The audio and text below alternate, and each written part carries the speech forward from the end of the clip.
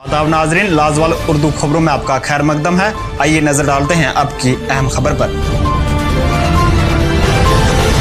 मारूफ अफसाना निगार मुश्ताक अहमद मुश्ताक की तहरीर करदा अफसानों पर माबनी दुगोश की रस्मी रौनुमाई आज श्रीनगर में जम्मू कश्मीर कल्चरल अकेडमी के कॉन्फ्रेंस हॉल में अंजाम दी गई। तकरीब पर प्रोफेसर मजरू रशीद मेहमान खसूसी थे, जबकि इस मौके पर जम्मू कश्मीर कल्चरल अकेडमी के सेक्रेटरी मुनीरुल इस्लाम भी मौजूद थे।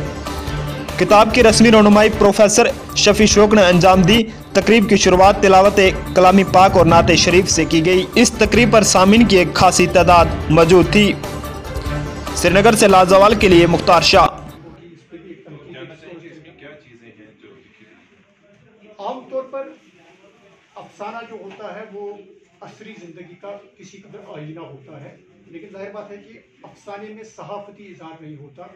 अफसाने में फ़नून लतीफ़ा के अंदाज से बात की जाती है और उससे वो बात जो है वो असरी होते हुए भी एक तरह से असर से निकल के आफाकी हो जाती है।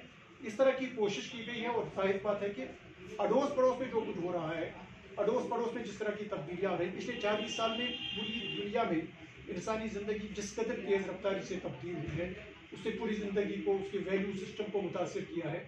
और हमारे यहाँ भी एक तो वो तब्दीलियाँ हैं ही हैं, दूसरा कुछ हमारे यहाँ मखसूस हालात है उनकी वजह से तब्दीलियाँ हो गई हैं, और उन तब्दीलियों के बाद जो हमारी ज़िंदगी है, जो हम बाहम रिश्ते हैं, उन पे जो असर पड़ा है वो एक मेन मुद्दा है।